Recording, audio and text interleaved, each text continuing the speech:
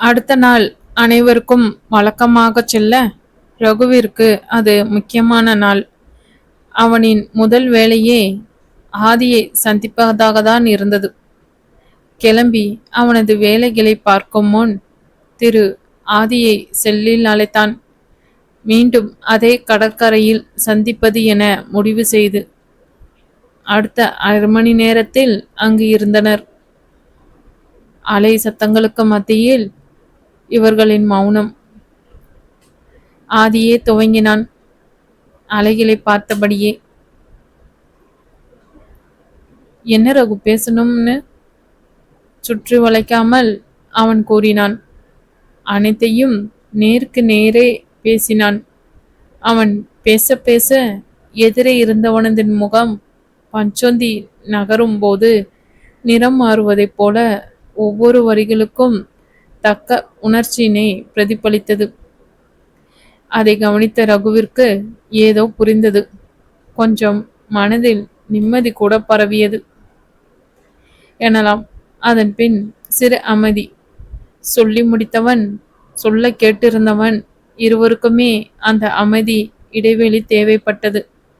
ஒருவாறு சமாளித்து ஆதி அவன் தரப்பு நியாயத்தை முன்வைக்க, இம்முறை உணர்ச்சிகளின் நடனம் ரகுவின் விழிகளில் மட்டுமாய் முகம் தெளிந்து ஒரு ஆத்ம நிம்மதி பரவ, அவன் பேசி முடிக்க காத்திருந்தவன் ஆதியை தழுவி கொண்டான். நடுக்கடலில் கரையும் தெரியாமல் மூழ்கியும் போகாமல் நீந்தி கொண்டிருந்தவனுக்கு ஒரு துருப்பு கிடைத்தால் எவ்வளவு ஆனந்தம் கிடைக்கும். அவன் கண்ணுக்கு ஒரு பெரிய படகே தென்பட்டால் அப்படித்தான் உணர்ந்தான் ஆதி. முன்பு மதுவை நெருங்கக்கூடாது என மிரட்டியவன் அவளின் உயிர் நண்பன். அவன் வார்த்தையை மீறி ஏதும் செய்ய விரும்பாதவள் மது. அப்படிப்பட்ட நண்பன் தன்னிடம் நட்பு கரம் நீட்டுகிறான். அவளுக்காக, அவன் ஆருயிர் தோழிக்காக, அவனின் அணுவில் கலந்து பாதியாய் மாறிவிட்ட அவனின் உயிர்க்காக. ஆதியின் புன்னகையும் அவனது இறுகிய தழுவலும் ரகுவின் உள்ளுக்குள் நம்பிக்கையையும் விதையையும் விதைக்க தவறவில்லை. ஒரு வழியாக புது நண்பர்கள் பல கதைகளை பேசியபடி மதிய உணவையும் முடித்துக்கொண்டு தத்தம் வெளியில் மூழ்கினர். இன்று தங்கள் காதலை சொல்ல தயாரான ஆதியும் வருணும் தங்கள் திட்டத்தை எப்படி நிறைவேற்றலாம் என பேசியபடி கீழே வர, பெரியவர்கள் அனைவரும் தயார்.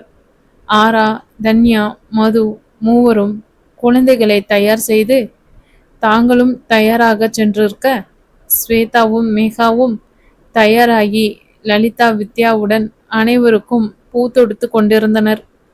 அடுத்து செல்வது ஆதி வீடு என்பதால் மகேஷ் ரஞ்சினி முன்னே சென்று வேண்டிய ஏற்பாடுகளை செய்யவன கிளம்ப, ஆதியும் தானும் வருவதாக கூறினான். ஸ்வேதாவை அவள் பூ தொடுத்து அழகை கண்டு கொண்டு இருந்தவன் ஆதியின் தீண்டலில் தன்னிலை பெற்றான். அவனை அப்பொழுதுதான் அங்கு கண்ட மகேஷ் சனன்ராஜை பார்க்க, அவர் ஆமாம் என்பதைப் போல் தலையசைத்தார். ஆனால் ரஞ்சினியோ முகத்தை திருப்பிக் கொள்ள, அவர் கைப்பற்றி அழுத்திய மகேஷ் அவரை அழைத்து கொண்டு வெளியே சென்றார். மதுவை கிளப்புவதற்குள் பார்க்க வேண்டுமென துடித்த ஆதி மேல் அறையின் பக்கம் நொடிக்கு ஒரு முறை பார்வையை செலுத்தி மீட்டான். அவன் தவிப்பை காண ரகுவிற்கு சிரிப்பாக இருந்தது. மெல்ல அவன் அருகில் வந்து, கிளம்புங்க மாப்பிள்ள, உங்க மகாராணிய யாரும் கடத்திட்டு போகாம பத்திரமா கொண்டு வந்து உங்ககிட்ட ஒப்படைக்க வேண்டியது என் பொறுப்பு என சொல்ல, அசடு வலிந்துவிட்டு கிளம்பினான், வருணையும் அழைத்து கொண்டு. பின் அவர்கள் திட்டம் நிறைவேற வேண்டாமா? அதற்கு ஏற்பாடுகள் செய்ய வேண்டுமே. எல்லாவற்றையும் சரியாக செய்து முடித்து காத்திருந்த நேரம், அனைவரின் காரும் ஒன்றன் பின் ஒன்றாக ஆதி வீட்டு வாசலில் வந்து நின்றது.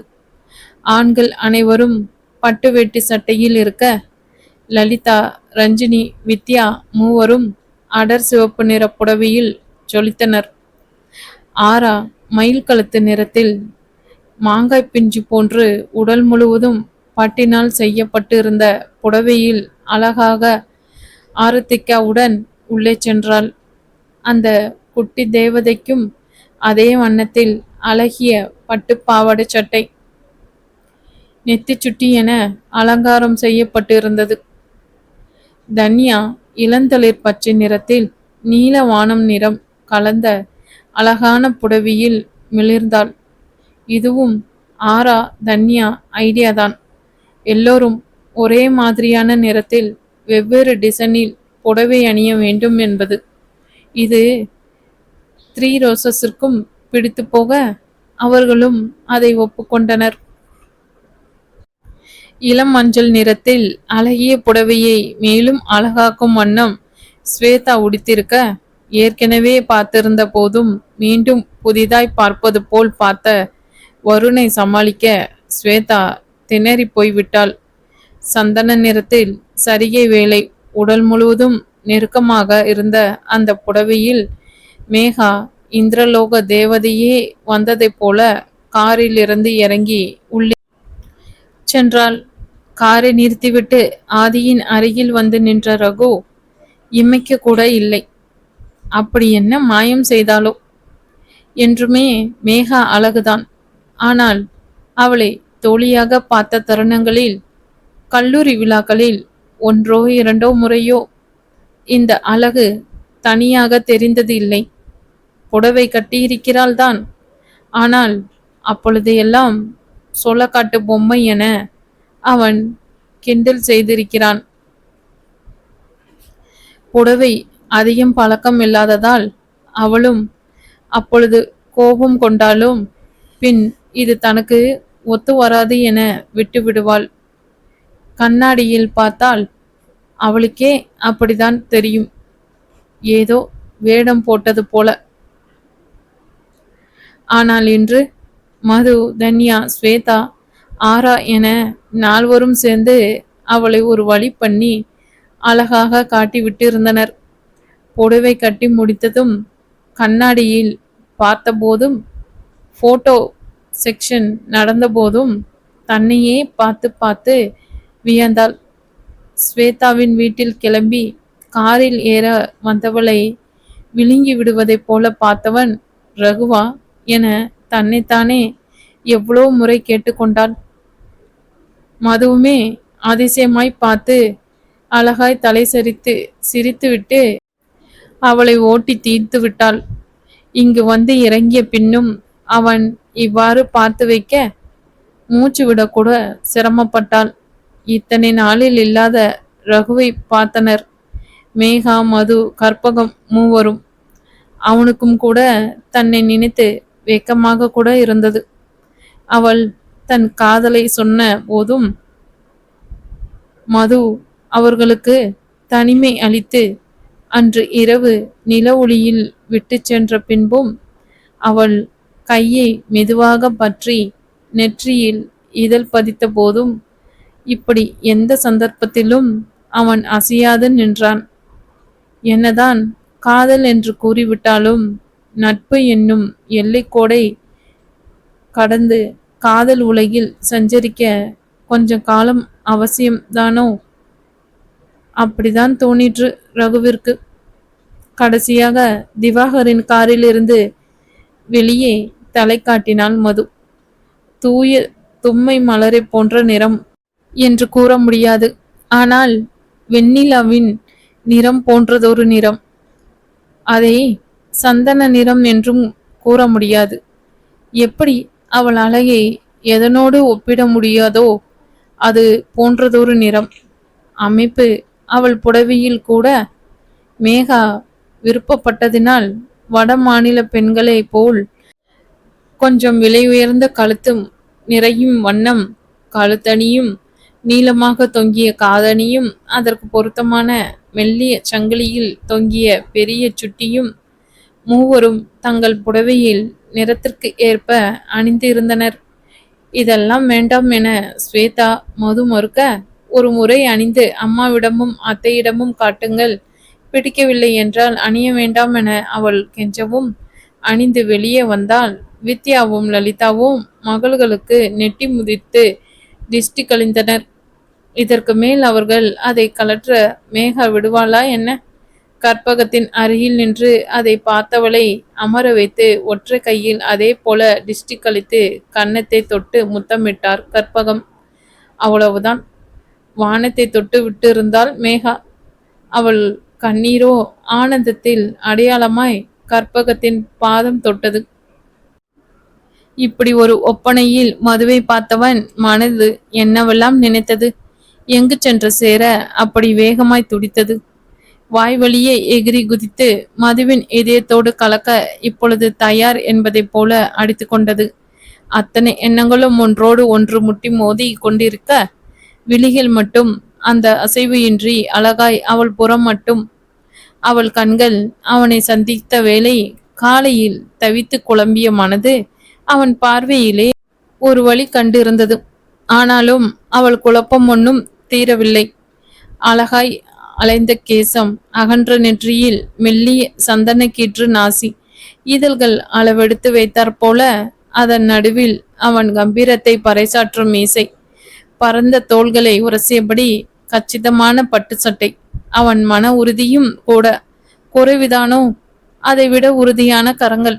அதையும் மார்புக்கு குறுக்கே கட்டி அணைத்து நின்றவனின் கால்களில் திடம் அவன் பிடிவாதத்தை விடவும் வலியதுதான். அவளும் அவனை ஏற இறங்க பார்த்து நின்றவள் மீண்டும் அவன் பார்வையை சந்திக்க சட்டென திரும்பி உள்ளே சென்றாள். அவளின் செய்கையில் சிரித்தவன் பின் தொடர்ந்தான்.